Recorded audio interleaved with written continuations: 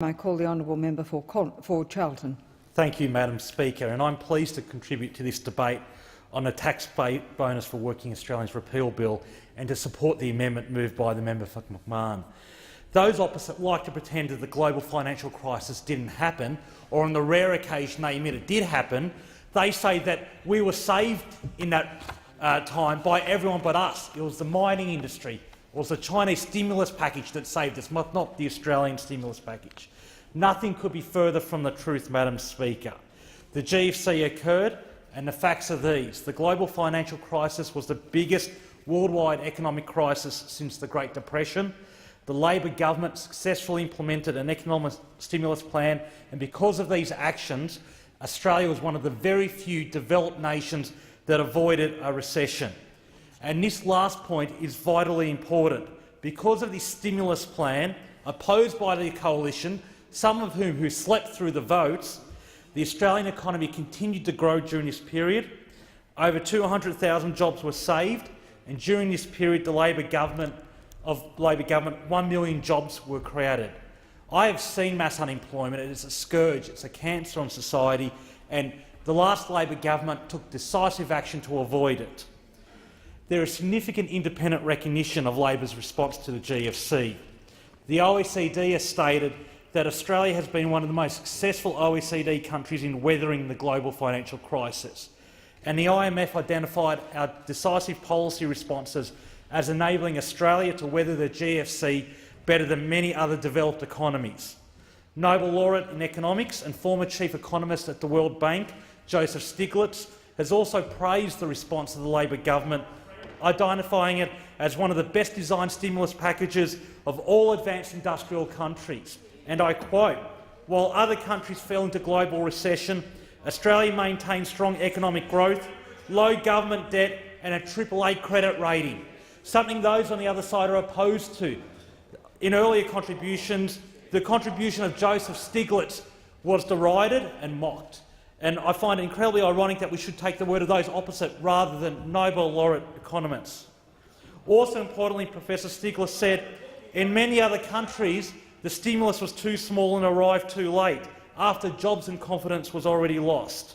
This is incredibly significant because that above description of what happened in other countries was exactly what would have happened under the coalition if they were in government. We would have seen the loss of hundreds of thousands of jobs, and we would have seen a very significant recession.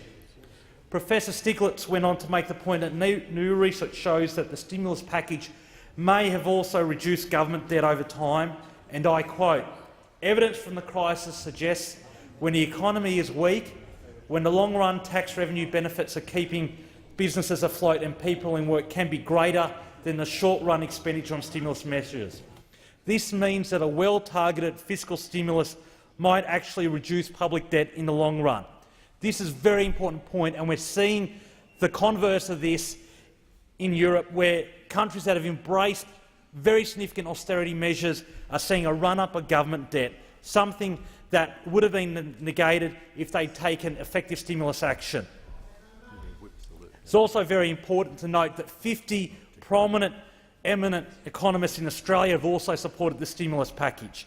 In an open letter, they said the following: "We, the undersigned economists, are convinced by the evidence that the coordinated policies of the Australian Labor government have prevented the Australian economy from a deep recession and prevented a massive increase in employment. Unlike most OECD economies, we have come out of the global financial crisis and the subsequent world recession with only 1/4 of negative GDP growth and a smaller increase in unemployment." They went on to say, Madam Speaker, "The performance of the Australian economy has been outstanding. The IMF and the OECD have all showcased Australia as a model economy." A model economy, Madam Speaker, also ignored by those opposite. I want to address briefly, Madam Speaker, some of the myths that are perpetuated in this debate, most notably by those opposite and including the last speaker, the member for Ryan, that somehow the mining industry saved Australia. That was the mining industry that saved us from the recession during the GFC. This is patently false and was comprehensively rebutted by Dr Ken Henry, Treasury Secretary appointed by Peter Costello, appointed by your chair of the Future Fund. Dr Henry said the following during Senate estimates: I've heard it said on a number of occasions. In fact, I've lost count of the number of times I've heard people say, including senior commentators, that the mining industry has saved Australia from recession. These statements are not supported by the facts, I would have to say. In the first 6 months of 2009, in the immediate aftermath of the shockwaves occasioned by the collapse of the Lehman Brothers, the Australian mining industry shed 15.2% of its employees. Had every industry in Australia behaved in the same way, our employment rate would have increased from 4.6% to 19% in 6 months. Let me repeat that, Madam Speaker. If the rest of the economy had followed the lead of the mining industry, as those opposite would have wanted to do, we would have seen an unemployment rate of 19% in 2009. That is attested to by Dr Ken Henry, Treasury Secretary appointed by Peter Costello.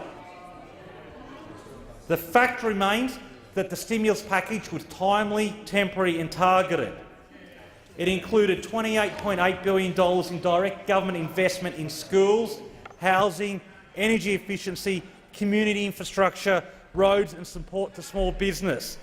It included $12.7 billion in payments to low and middle-income Australians.